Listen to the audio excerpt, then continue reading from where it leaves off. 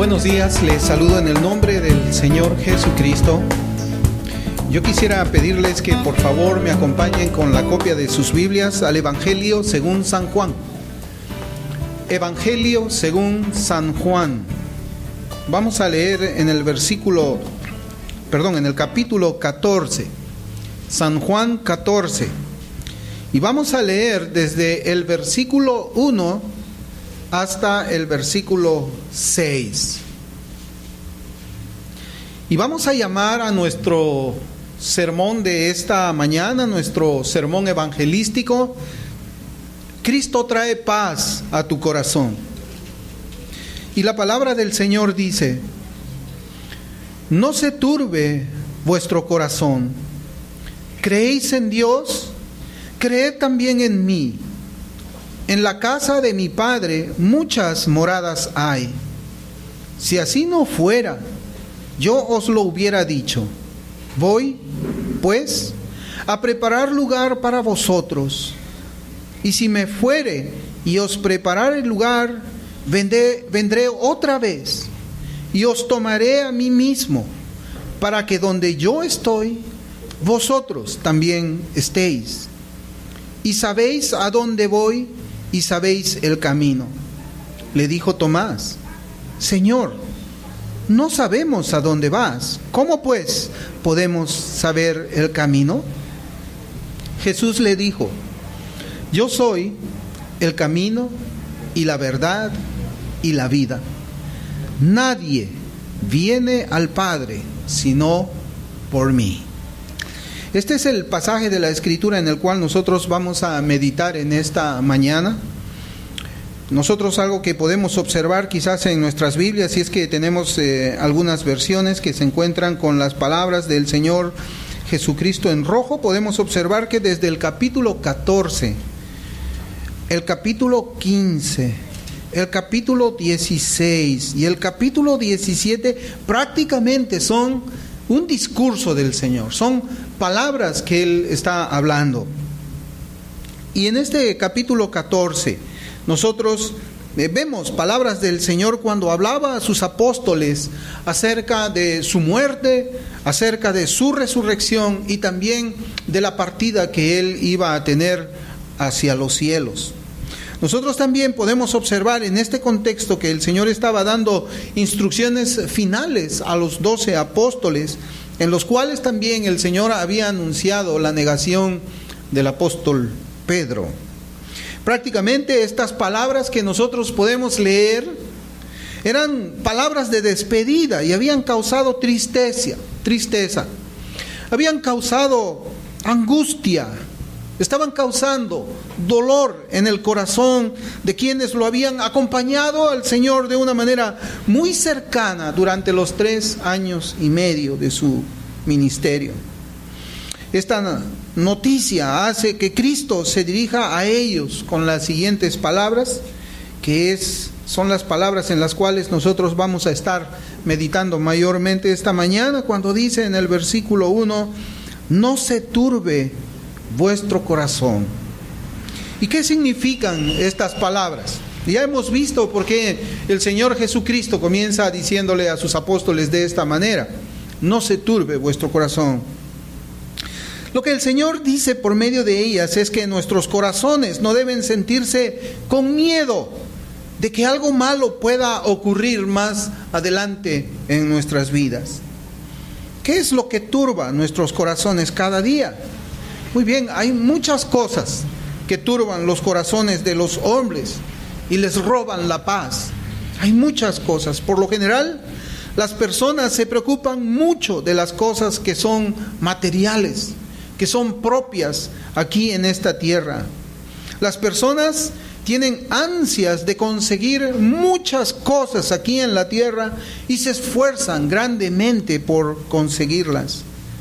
Muchas veces oímos nosotros de hombres y mujeres, oímos de personas que son jóvenes, personas que son adultas, quienes trabajan y estudian al mismo tiempo para hacerse de una carrera y conseguir un nivel más alto de ingresos. Las personas viven preocupadas por las cosas materiales, como nosotros podemos observar cómo es que está así el mundo. El fin de ellos es hacerse de un departamento, hacerse de un buen carro y todas las comodidades que una persona pueda tener, y todavía más allá de las comodidades básicas y fundamentales que podemos decir que necesita un ser humano. Todas las preocupaciones, todas las angustias luego llegan a la vida de los hombres cuando ven que sus objetivos cada vez se alejan más, y así llegan las intranquilidades al corazón de los hombres. El corazón de los hombres se turba por muchas cosas que son materiales, ya que el ser humano viene desarrollándose en una cultura que dice: si no tienes por lo menos estas cosas materiales, tu vida no tiene valor, tú eres una persona que ha fracasado. Así como las cosas materiales se convierten en un termómetro para medir el valor de un ser humano, al no ser alcanzadas estas cosas, el corazón de las personas se turban, no tienen paz. Lo más trágico es que muchas de ellas llegan todavía a deprimirse. Las personas llegan como a sentirse sin valor, y algunas llegan hasta a quitarse su propia vida por estas cosas materiales, estas cosas que turban el corazón de los hombres. Pero nosotros sabemos de que las cosas materiales no traen paz al corazón de una persona. Si fuera de esta manera, nosotros no escucharíamos de personajes que tienen riqueza, fama y fortuna, que terminan ellos suicidándose. No porque ellos pierdan su riqueza material, sino porque sus turbaciones son otras. ¿Cuántas veces hemos oído nosotros escuchar que los tales, cuando se encontraban en la cúspide de la fama, fulano de tal terminó quitándose la vida en su mansión que queda en el famoso vecindario de aquí o en el vecindario de allá? ¿Cuántas veces hemos oído nosotros de esto? Personas que son millonarias también, que cuando pierden sus bienes ellos quitan su vida y quitan la vida de su familia, porque ellos no encuentran otra razón para vivir más que lo material. Sus corazones se comienzan a turbar por cosas que nosotros vamos a ver que ni siquiera pueden llevárselo en la caja donde un día van a poner sus cuerpos. Pero mientras están vivos se afanan por conseguirlo, como nosotros también vamos a ver. Algo que podemos observar es que el ser humano también ha inventado muchas formas de curar el corazón cuando llega a un estado de turbación.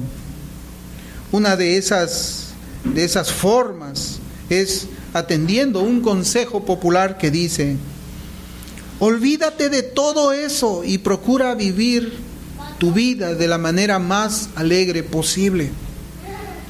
Esta es una situación que nos conduce a nosotros a vivir una vida dejando de lado muchas de las cosas que hemos mencionado, pero que en realidad eso no es posible.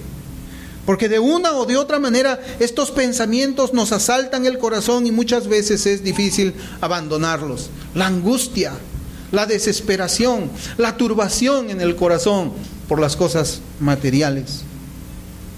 Otra manera en que podemos encontrar paz en nuestros corazones, según ellos, es por medio de poner nuestros pensamientos en las propias habilidades humanas. Por ejemplo, para la falta de trabajo buscamos consolarnos en nuestros corazones con pensamientos como: soy una persona con muchas capacidades y encontraré un trabajo de acuerdo a mi nivel. Para cuando llegan las enfermedades, nosotros buscamos aquietar nuestras preocupaciones pensando en que los médicos que nos atienden son de primer rango y de un prestigio reconocido. Y por esas razones nosotros ya dejamos de preocuparnos.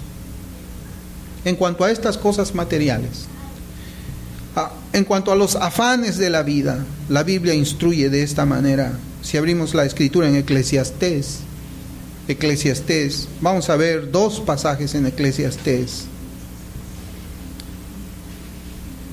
Eclesiastés capítulo 2, primero. En Eclesiastés 2 vamos a leer los versículos 22 y 23. Eclesiastés 2, 22 y 23. Y dice la palabra de Dios: porque ¿qué tiene el hombre de todo su trabajo y de la fatiga de su corazón con que se afana debajo del sol? Porque todos sus días no son sino dolores y sus trabajos molestias. Aún de noche su corazón no reposa. Esto también es vanidad. Esto es vanidad. Mientras nosotros estábamos aquí adorando al Señor antes de iniciar nuestro sermón, yo estaba observando cómo es que las personas caminaban ahí por la parte de afuera de nuestro lugar. Y los veía afanados, veía a una persona que estaba empujando su triciclo lleno de cajas de cerveza, en ese sol, trabajando, un hombre que pues nosotros podíamos verlo y reconocer por su manera de vestirse, que era una persona que no tenía mucho dinero, podemos decir. Y se le veía la manera afanosa con que empujaba su triciclo. Y luego también estaba pasando otra persona más. Y esta persona estaba ella cargando muchas cosas, muchas bolsas, al parecer llevando mercaderías y llevándolas de acá para allá, afanándose para llevar el pan a su casa seguramente. Y yo pensaba cómo es que por la gracia del Señor nosotros estábamos descansando este día. Cómo es que por la gracia de Cristo nosotros estábamos aquí adorando al Señor, cantándole salmos, cantándole himnos, cantándole cánticos espirituales. Y yo decía, qué bendición la que nosotros tenemos. Qué bendición de que nuestro corazón no esté afanado como el corazón de esas personas, que no descansan, que no tienen paz. Y yo pues veo que el pasaje de Eclesiastés que Dios había puesto en mi corazón para compartirlo con ustedes estaba cumpliéndose delante de mis ojos. Una escritura muy antigua, nosotros podíamos ver cuánta verdad hay en la palabra de Dios. Si abrimos ahora el capítulo 9 de Eclesiastés, Eclesiastés capítulo 9. Y vamos a leer ahora en los versículos 2 y 3. Dice la Escritura: todo acontece de la misma manera a todos. Un mismo suceso ocurre al justo y al impío, al bueno, al limpio y al no limpio, al que sacrifica y al que no sacrifica. Como al bueno, así al que peca, al que jura, como al que teme el juramento.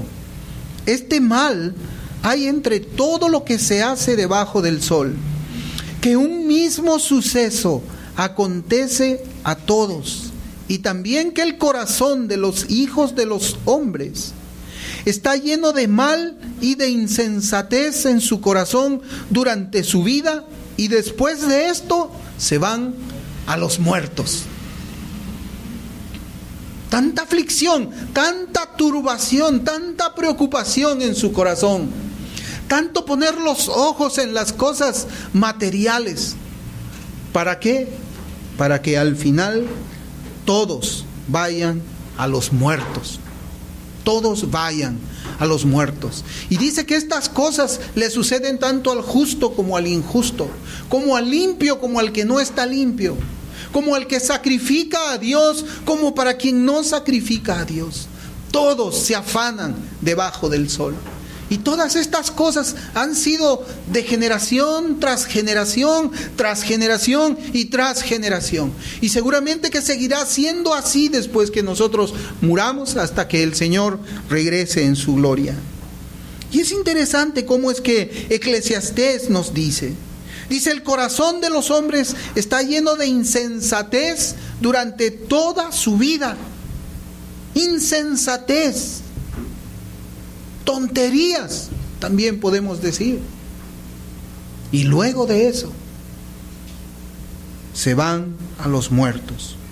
Y precisamente esta realidad es la de muchas personas, muchas, que evitan pensar en la muerte propia y en la muerte de sus seres queridos.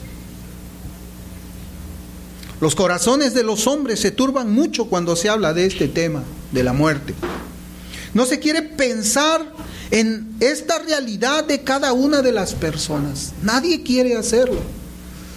Por lo general nosotros buscamos encender la televisión para no pensar en que un día tenemos que morir. Buscamos una conversación diferente que nos haga distraer de tal idea. En cuanto viene quizás el pensamiento a nuestras mentes de nuestra posible muerte, nosotros inmediatamente reemplazamos ese pensamiento con otro. Pensar que un día nosotros debemos de morir es perturbador. Más todavía cuando pensamos que nuestros hijos también van a morir un día. Pero dígame usted, ¿acaso no es cierto que su corazón se turba con tales pensamientos? ¿Acaso no es cierto que cuando la idea de la muerte viene a su mente, usted no se siente turbado? ¿No se siente inquietado? ¿No siente que la paz se le ha quitado a usted cuando viene el pensamiento de la muerte? El ser humano afronta esta realidad inevitable de muchas maneras cuando está vivo. Algunas personas con relación a su propia muerte piensan que la vida es una sola y que debe ser vivida de la mejor manera posible. Eso lo vemos en la televisión también. Se nos enseña, se nos dice por medio de la televisión y a nuestros hijos también que ven esos programas, que tenemos que vivir la vida de una mejor forma, exprimir la vida hasta lo más que nosotros podamos tener de ella, aprovechando toda distracción, toda oportunidad de complacer nuestros propios deseos. Eso es lo que se piensa. Si vas a pensar en que un día vas a morir, entonces hoy día procura satisfacer cualquier deseo que tengas en tu corazón. Se cree que una persona que ha disfrutado al máximo todos los placeres carnales y todos los placeres personales, esa persona es aquella que ha vivido una vida buena y que ahora puede morir feliz. Vivió de lo mejor, comió de lo mejor, buscó las sensualidades mayores que ningún hombre podía tener. Y ese lamentablemente es el paradigma, es el ejemplo que nosotros encontramos en esta sociedad. Cuando las personas ven a un hombre que está con una mujer y luego con otra mujer y luego con otra mujer y es dueño de su cadena de pollerías y tiene muchas mujeres rubias, hijos por acá, hijos por allá, la gente dice, ese hombre ha vivido de la mejor manera. Ha aprovechado muy bien la vida le ha sonreído. ¿Acaso no se piensa de esa manera? ¿Y ustedes saben de quién hablo yo? No se cree que ese hombre ahora lo ven en su piscina, nadando, saliendo del agua y una mujer rubia en bikini poniéndole la bata encima. Esa es la vida que nosotros debemos de buscar. El consejo es que no debemos preocuparnos tanto por el día en que tenemos que morir. Y ese consejo es un pensamiento diabólico. Así como la serpiente engañó a Eva en el Edén, ese mismo pensamiento por boca de muchas personas llegan a nuestros oídos hoy día. No te preocupes, no pienses en el día en que tú vas a morir. Tú eres inmortal, tú seguramente vas a llegar hasta los 90, hasta los 100. Y vive esos 90 y tantos años sin preocuparte en eso. Y nosotros observamos que esos consejos nos dicen que procuremos prestar más atención en lo que tenemos delante de nosotros y que requiere una inmediata atención. Se sugiere que debemos de pensar en la muerte a la hora de la muerte. Y el problema es que nadie sabe cuándo es que la muerte va a llegar. Nadie sabe con certeza ni el día, ni la hora, ni la manera en que va a morir.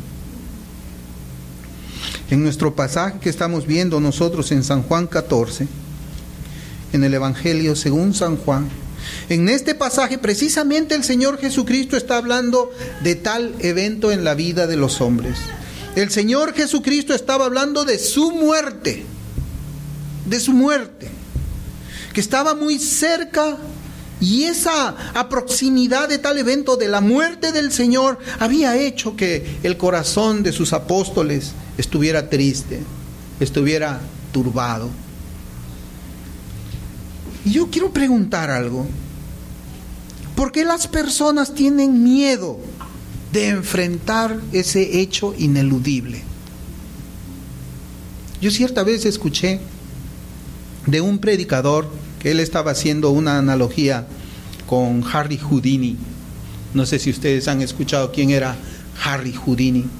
Harry Houdini era un escapista, le decían a él. Era un hombre muy famoso, creo que vivió a principios de los años 1900.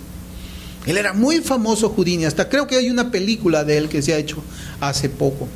Y él era el escapista, se conocía como el hombre del escapista, que nada lo podía detener. A él lo podían poner dentro de una caja, un baúl, encadenado él, con un saco de esos que le ponen a los locos, una camisa de fuerza, encadenado dentro de un baúl, el baúl con cadenas llenos de piedra, lo tiraban al mar y ese hombre se escapaba de ahí. Lo ponían dentro de un contenedor con agua también encadenado, lo metían allí y ese hombre se escapaba de ahí. Nada podía contener a Houdini. Su nombre alcanzó pues un prestigio que hasta el día de hoy lo tenemos nosotros. Pero hay un evento del cual él no pudo escapar. ¿Cuál fue ese evento? Su muerte. Nadie escapa a la muerte. No hay ningún escapista que escape a la muerte. Pero si no podemos escaparnos de eso, ¿por qué todas las personas tienen miedo cuando hablamos de morir? La respuesta es porque las personas saben de que la vida no se acaba con la muerte. La vida no se acaba con la muerte. Hay un salmo que yo quisiera ver con ustedes, un versículo, el Salmo 14. Salmo 14, versículo 1. Y ese también es un texto muy interesante.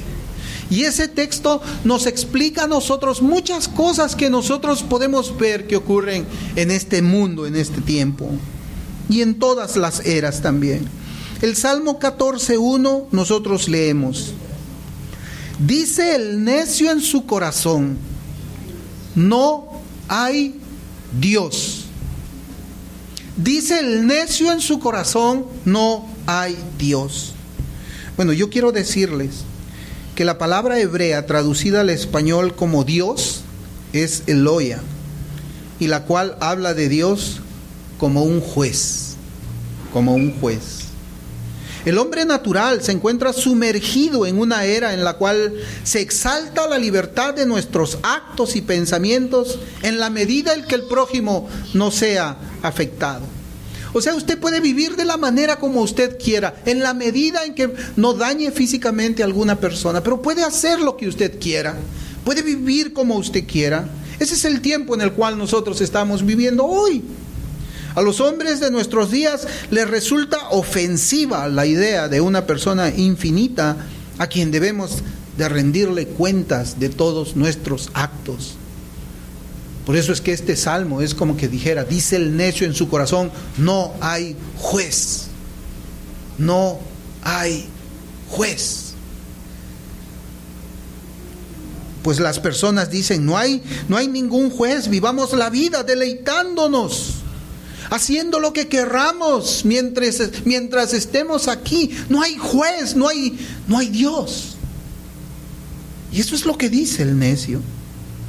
Pero el miedo se levanta dentro del hombre porque sabe que él ha cometido pecados. Y esa es la razón por la cual teme morir. Porque aunque con su boca dice no hay un juez, en su corazón sabe que sí existe. Sabe. Y la prueba de que sabe de que Dios existe es su propio miedo a la muerte. Yo no sé si alguna vez usted ha estado en un hospital o ha estado cerca de una persona que agoniza. Usted puede ver en sus ojos la desesperación de ver que su vida se está acabando. En un hospital ya no pueden caminar, ya no pueden ni levantar un vaso con agua con sus propias fuerzas, totalmente debilitados y enfermos. Pero tienen miedo a morir. Y uno ve la angustia en sus ojos, la desesperación cuando comienza a escuchar las palabras de los médicos que están cerca, en el cual esas palabras dicen: no le queda mucho. Se levanta ese miedo porque él sabe que ha cometido pecados.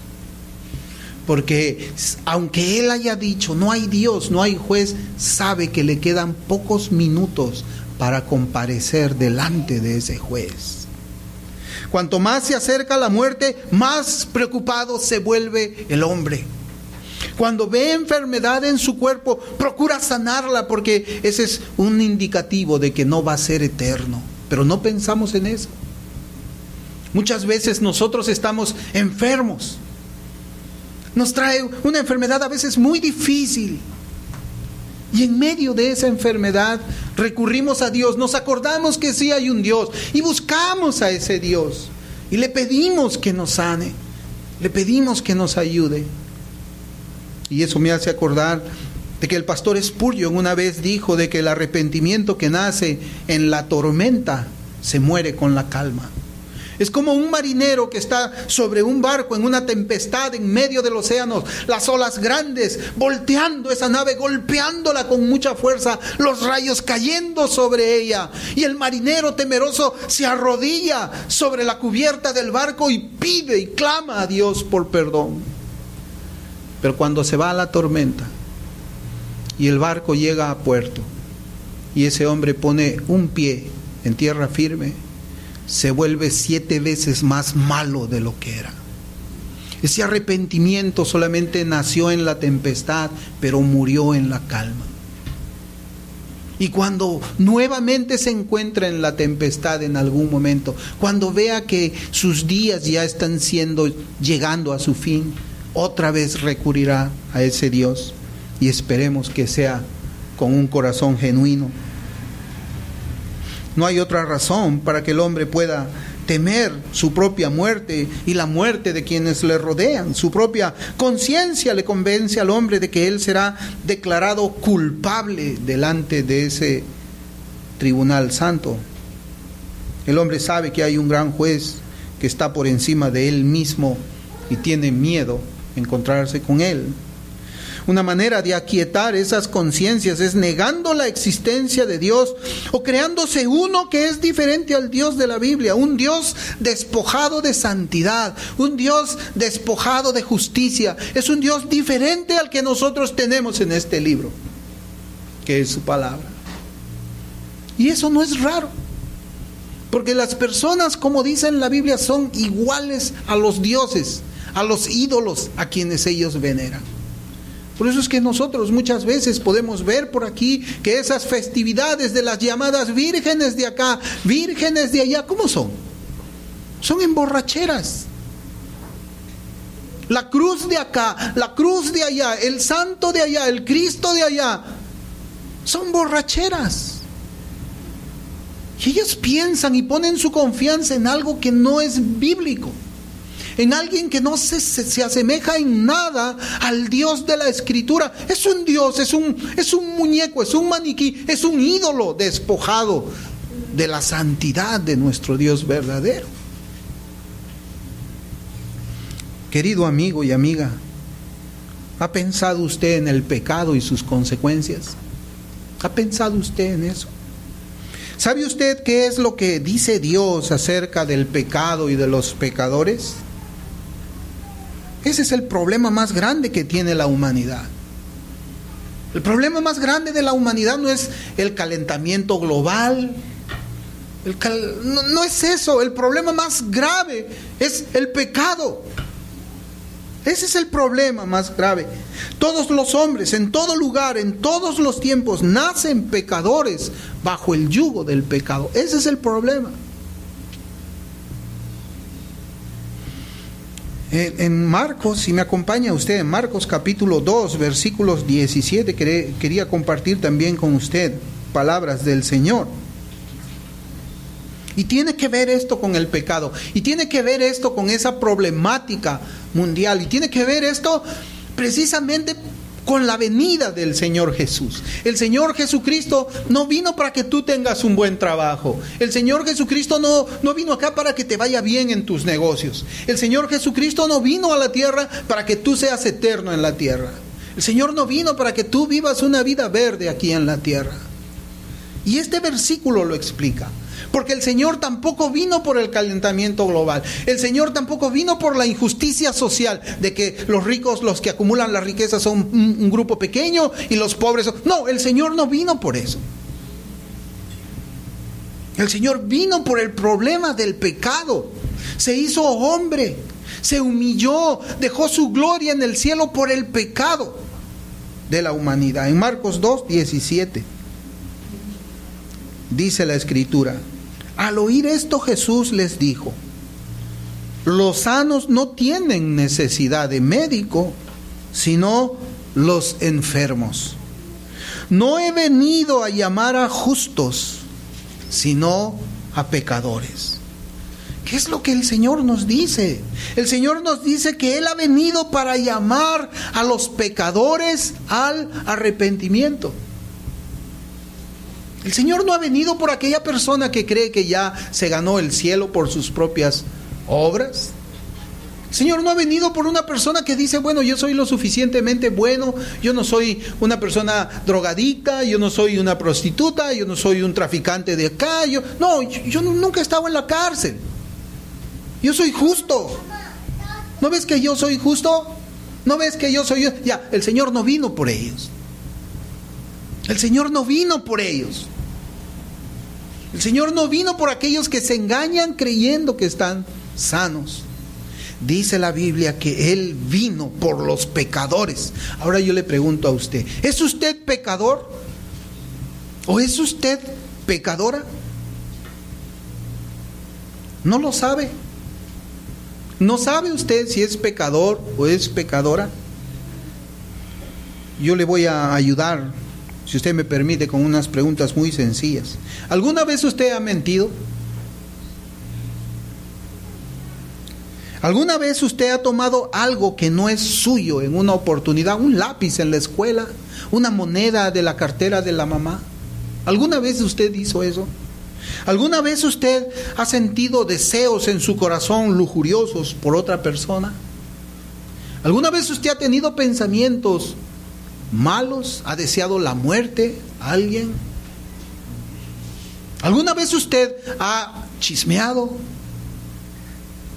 ¿Alguna vez usted ha levantado falsos testimonios contra otra persona? Entonces usted es pecador. Si usted reconoce que usted ha hecho esto, usted es pecador. Si usted es una de las personas que no busca compensar todo eso con obras que la Biblia le llaman obras, pues trapos de inmundicia, le dice Dios. Si usted es una persona que dice: sí, yo he mentido, pero yo le doy limosna al viejito de la esquina. Sí, yo he tenido pensamientos malos, pero yo siempre colaboro ahí con la Teletón. ¿Saben qué? Usted está buscando la salvación por sus propios méritos. Y la Biblia no enseña eso. La Biblia no dice que nosotros podemos parchar nuestros pecados con buenas obras. Y es más, el hombre no puede tener buenas obras en el estado caído en que se encuentra. Ahora yo le pregunto: ¿qué cree usted que Dios dice de esos pecados que yo le he hablado? Porque no importa lo que yo diga. Lo que importa es lo que Dios dice, y nosotros abrimos la palabra para eso. En Números 14:18. Números 14:18. Nosotros vamos a encontrar unas palabras en las cuales debemos meditar. De esos pecados que yo les he venido mencionando, ¿cómo cree usted que Dios lo va a declarar en ese día del juicio? ¿Cómo? Aquí es donde nosotros debemos de pensar en la persona de Dios. Porque a nosotros se nos ha hablado de que hay pecados veniales, de que hay pecados de muerte, algo que no está en la Biblia. Y es más, todavía se nos dice a nosotros, no, pero el Señor es bueno, el Señor ve la intención de tu corazón. Bueno, yo he cometido esos pecados, ¿qué es lo que piensa Dios? ¿Cómo me va a declarar? Números 14:18 dice, Jehová, tardo para la ira y grande en misericordia, que perdona la iniquidad y la rebelión, aunque de ningún modo tendrá por inocente al culpable, que visita la maldad de los padres sobre los hijos, hasta los terceros y hasta los cuartos. No le turba su corazón estas palabras, que la Biblia diga de que ese Dios, ese juez, nunca, de ningún modo tendrá por inocente al culpable. No le turba su corazón. Pero en nuestro pasaje de Juan capítulo 14, donde nosotros hemos comenzado leyendo, dice la Escritura, no se turbe vuestro corazón. El Señor Jesucristo dice ahora, no se turbe vuestro corazón. ¿Creéis en Dios? Creed en mí también. Y aquí está el remedio para que los corazones puedan ser consolados. Y quien nos trae el remedio es la persona quien ha creado el corazón. ¿Qué mejor que Él para curar aquello que se encuentra herido y preocupado? ¿Qué mejor que Cristo? Cuando Él dice, no se turbe vuestro corazón. Dios no va a tener por inocente al culpable. Y Cristo dice, no se turbe vuestro corazón. ¿Creéis en Dios? Creed en mí también. Pero ahora usted dirá, pero yo creo en Dios. Usted vendrá aquí y me dirá ahora, pero yo creo en Dios y también creo en el Señor Jesucristo. Muy bien, entonces yo le pregunto, ¿tiene usted miedo de morir y de presentarse delante de ese juez? ¿Por qué es que su corazón todavía está turbado? Si usted dice que cree en Dios y cree en Cristo, entonces ¿por qué su corazón todavía puede turbarse ante la idea de la muerte? ¿Por qué? Yo quiero que usted me acompañe ahora a Santiago, capítulo 2. Por favor, ayudemos a las personas que no saben dónde está la epístola de Santiago, porque vamos a leer un pasaje muy importante en la Escritura. Santiago, capítulo 2, versículos 19 y 20. Epístola del apóstol Santiago, capítulo 2, versículos 19 y 20. Y dice la Escritura, y preste usted atención a lo que dice la Escritura. Dice, ¿tú crees que Dios es uno? Bien haces. También los demonios creen y tiemblan. Mas ¿quieres saber, hombre vano, que la fe sin obras es muerta? Ahí está. No se turbe vuestro corazón. ¿Crees en Dios? Creed también en mí, dice Cristo. Pero aquí este pasaje nos enseña que hay un creer, hay una fe que es de los demonios, la cual no puede salvar a una persona. Lo que este versículo de la epístola del apóstol Santiago nos dice es que los demonios creen en Dios, ya que ellos han sido creación de Dios. Los demonios han visto a Dios en persona, lo han visto a Cristo en persona, porque Cristo creó los demonios. Son ángeles caídos. Así que ellos no tienen ninguna duda de la existencia de Dios. Sin embargo, estos demonios no tienen obras de obediencia a Dios. Ellos viven en rebelión abierta al Dios vivo, desobedeciendo todos sus preceptos y haciendo sus propias voluntades. ¿Se da cuenta cómo es esa fe? El demonio cree en Dios, pero ¿cómo es la actitud de su vida? ¿A dónde es que está inclinada su voluntad? ¿Qué es lo que guarda en su corazón? Ahora usted dice, yo creo en Dios y creo en Cristo también. Usted insiste en eso. Pero yo le digo que hay muchas razones naturales para creer en Dios. Por ejemplo, la creación, los cielos, la tierra, ellos dan testimonio de la existencia de Dios. La existencia del hombre, de cada uno de nosotros, prueban que Dios también existe. Observe usted su cuerpo, cómo está tan perfectamente hecho. Observe usted su ojo. Es una maravilla de la creación. Su cuerpo, la existencia del hombre, es una prueba que Dios existe.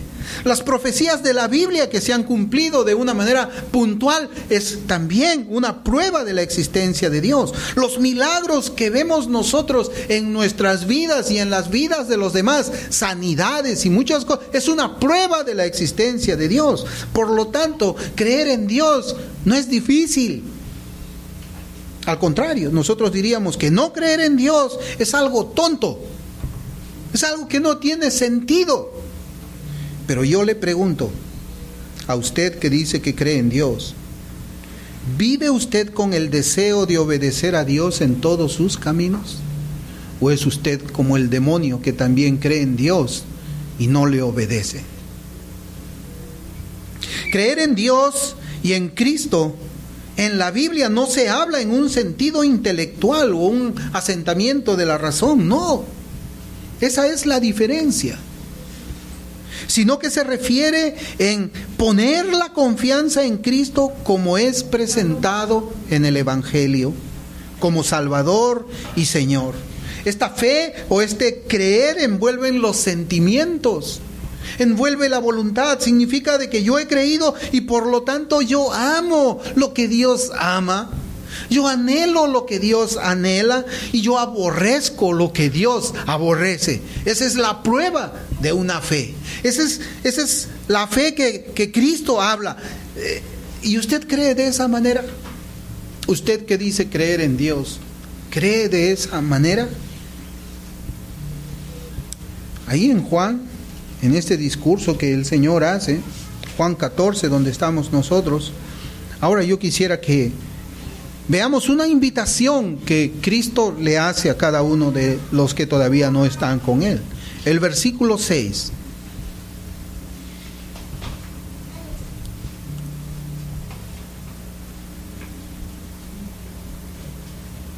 Juan 14, 6 dice la palabra del Señor. Jesús le dijo: yo soy el camino y la verdad y la vida. Nadie viene al Padre sino por mí. Aquí dice la Escritura, Cristo es el camino, Cristo es la verdad y Cristo es la vida. ¿Qué es Cristo el camino? Porque Cristo es el camino que conduce al Padre, conduce a la gloria eterna. Cristo conduce al cielo. No es un camino más, como si hubiera otros caminos más, sino que Él es el camino. Él es el camino por medio de su enseñanza en la Biblia. Él es el camino por medio de su ejemplo de vida que nos dejó. Y Él es el camino por medio de su sacrificio, porque cuando Él estuvo en la cruz, Él abrió la puerta para que nosotros tuviéramos acceso al Padre. Él rompió ese velo que separaba el lugar santo del lugar santísimo. El lugar santísimo era un lugar donde ningún sacerdote podía entrar así nomás, sino una sola vez al año para ofrecer sacrificios. Y Cristo con su muerte abrió ese camino para que los pecadores pudiéramos llegar a tener paz con Dios. Dice, Cristo es la verdad, y cuando dice que es la verdad, Él ya está rechazando cualquier otra doctrina que se levante, porque Cristo es la fuente de esa verdad. Es la única fuente confiable y verdadera para la salvación de un pecador. Las opiniones de las personas pecadoras son fantasías nada más, son fábulas. Cristo sin pecado nos dice la verdad, echando fuera cualquier filosofía, cualquier pensamiento humano. Si Cristo es la verdad, ¿en las palabras de quién confiarías la salvación de tu alma? ¿No sería en Cristo? Cristo es la vida. De la misma manera en que Él nos ha dado la vida a este cuerpo, Cristo también puede darnos la vida espiritual que necesita un ser pecador. Más adelante también, en ese mismo capítulo 14 de Juan, vemos ahora que el Señor Jesucristo nuevamente nos dice que no deberíamos tener nuestros corazones turbados en el versículo 27. Juan 14, 27. Dice la Escritura: la paz os dejo, mi paz os doy. Yo no os la doy como el mundo la da. No se turbe vuestro corazón ni tenga miedo. Ahora habla de paz y habla de turbación. El corazón del hombre está turbado porque no tiene paz con Dios. No tiene, está en enemistad, como dice Romanos capítulo 5, versículo 10. Es enemigo de Dios por causa de su pecado, por causa de su rebelión. Y este pasaje nos dice, nos habla de una paz que ya no va a hacer que nuestros corazones anden turbados. Una paz que va a hacer que ya no tengamos miedo nunca más. Y dice además que la paz de Cristo no es la paz que el mundo ofrece. No es una paz basada en la comodidad y la riqueza. No es una paz que se apoya en palabras vacías que no son sinceras ni verdaderas. No es una paz que silencia las conciencias cuando la persona comete pecado. La paz de Cristo es la paz con Dios, hecha por medio de su muerte. Y así dice Colosenses 1:20, y yo quiero pedirle que lo abramos escritura en ese pasaje. En Colosenses 1:20, ahí nosotros podemos ver cuál es la paz que Cristo trae para el ser humano que ha pecado. Colosenses 1:20, la epístola del apóstol Pablo a los colosenses, la palabra inspirada de Dios dice: y por medio de Él, de Cristo, reconciliar consigo todas las cosas, así las que están en la tierra como las que están en los cielos, haciendo la paz mediante la sangre de su cruz. Haciendo la paz mediante la sangre de su cruz. ¿Estás en paz con Dios? ¿Tienes paz con Él? Esa sangre de la cruz ha sido derramada por ti. ¿Te has apropiado de esa muerte que Cristo hizo en la cruz? ¿Has puesto tu confianza en la sustitución que Cristo ha hecho por ti? Porque muchas veces decimos: no, pero Cristo ya murió por los pecados, así que yo puedo vivir como yo quisiera. Pero no, el pecado es una cosa muy seria para Dios. Y la Escritura dice de que Cristo murió no solamente por los pecados, sino también para libertarnos del pecado. Y esa es una característica de una persona que ha sufrido conversión, que ha tenido el nuevo nacimiento. El pecado ya no le domina. Al contrario, existe un principio nuevo en su corazón que lo obliga, lo empuja a andar en rectitud de vida, haciendo las cosas que agradan a su Salvador, haciendo la paz mediante la sangre de su cruz. Alguien tiene que pagar por el pecado, dice Dios. Leímos nosotros que la Escritura dice que Él no tendrá por inocente al culpable. Alguien tiene que pagar por el pecado. O lo pagó Cristo por ti en la cruz, o tú lo pagarás en el infierno. Si es que no hay paz en tu corazón, si es que Él todavía está turbado porque esa sangre de la cruz no te ha llegado. Yo, para terminar, quisiera que meditemos en este versículo de la Biblia, si abrimos la Escritura en Apocalipsis.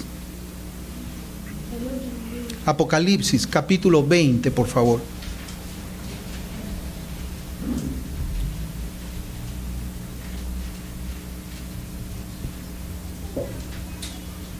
Apocalipsis, capítulo 20, versículo 12. El último libro de la Biblia. Apocalipsis 20, 12 dice: y vi a los muertos, grandes y pequeños, de pie ante Dios, y los libros fueron abiertos, y otro libro fue abierto, el cual es el libro de la vida, y fueron juzgados los muertos por las cosas que estaban escritas en los libros según sus obras. Y mire cómo dice la Escritura: y vi los muertos grandes y pequeños. ¿Qué significa los muertos grandes y pequeños? Pues esta frase encierra muchas cosas. Quizás también pueden ser aquellos que vivieron en la riqueza, grandes; aquellos que vivieron en la pobreza, pequeños. Quizás también significa aquellos que murieron a una edad muy avanzada, grandes; y aquellos que murieron en una edad corta, pequeños. Pero este pasaje dice: y fueron juzgados todos ellos, todos esos muertos, por las cosas que estaban escritas en los libros, según sus obras. ¿Se acuerda que habíamos hecho unas preguntas? Si alguna vez robamos algo, eso está escrito en ese libro. ¿Se acuerda que habíamos también preguntado si había habido un pensamiento equivocado, lujurioso? Eso también está escrito en ese libro. Y esto nos enseña de que Dios, cuando juzga, va a juzgar con justicia. Cuando estemos delante del tribunal de Dios, hay un libro con el nombre de cada uno de nosotros. Y ese libro va a ser abierto. Y el Señor nos va a decir: tú hiciste esto, pensaste esto, rechazaste esto, no hiciste acá, acá, acá. Páginas, páginas y páginas. Este pasaje nos quiere decir a nosotros que hay un juicio y por lo tanto tiene que haber un juez. Ahora yo le quiero preguntar a usted: ¿cuál es el veredicto para su alma cuando se presente delante de aquel tribunal santo? ¿Cuál va a ser el veredicto? ¿Cuál va a ser la sentencia para usted? Y estamos hablando de una sentencia eterna, porque el pecado es eterno. Y es eterno porque Dios es eterno. Y la ofensa a ese Dios eterno es eterna. Y el castigo tiene que ser eterno. Yo quisiera citarles a ustedes una anécdota de D.L. Moody. D.L. Moody fue un evangelista de los años 1800. Y él una vez contó una historia de un hombre que estaba siendo juzgado por un crimen cuyo castigo era la pena de muerte. En esa corte de justicia los testigos iban pasando uno por uno testificando de la culpa de este hombre, de este reo. Pero el inculpado permanecía con calma e inamovible. El juez de esa corte y los miembros del jurado estaban asombrados de la indiferencia de este hombre. Ellos no podían entender cómo esta persona podía estar tan calmada en un asunto tan serio, porque iba a haber una sentencia de muerte y la gente, los testigos testificaban, eran muchos y testificaban contra él, pero él estaba calmado. Cuando el jurado se retiró para hacer su deliberación, no les tomó mucho tiempo llegar al veredicto: culpable. Todos los testimonios, todas las circunstancias estaban en contra de este hombre que estaba calmado. Cuando el juez estaba leyendo la sentencia de muerte al inculpado, le expresó su sorpresa de verlo tan tranquilo. Cuando el juez terminó de hablar, el reo metió su mano dentro del bolsillo que tenía a la altura de su pecho y sacó un documento. Entonces salió del lugar que le correspondía a los acusados como un hombre libre. El documento que este hombre tenía era una carta de perdón del mismo rey. Esa era la razón por la cual este hombre se encontraba en completa paz y totalmente calmado durante todo el juicio. El rey le había dado instrucciones de que el juicio continúe y que él presente la carta solamente si es que lo condenaban. Era la carta del rey. Y yo quiero preguntarle a usted: ¿usted tiene esa carta? Cuando usted se presente delante del trono del juicio de Dios y comiencen a decirle: usted hizo esto, esto, esto. Usted pecó contra Dios. Usted tiene esa carta en su pecho. Para cuando la sentencia de culpable sea dictada, usted tiene la carta del Rey de Reyes, por la cual usted ya ha sido perdonado. Póngase a pensar que un día va a enfrentar la muerte. No lo va a saber usted cuándo. Quizás su corazón esté turbado por las palabras que yo he venido diciendo. Pero recuerde también las palabras de Cristo. No se turbe vuestro corazón. Si creéis en Dios, creed en mí también. Mi paz os dejo, mi paz os doy. No la doy como el mundo la da.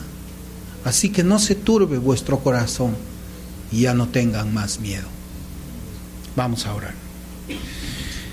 Amado Padre que estás en los cielos, qué maravillosa tu palabra.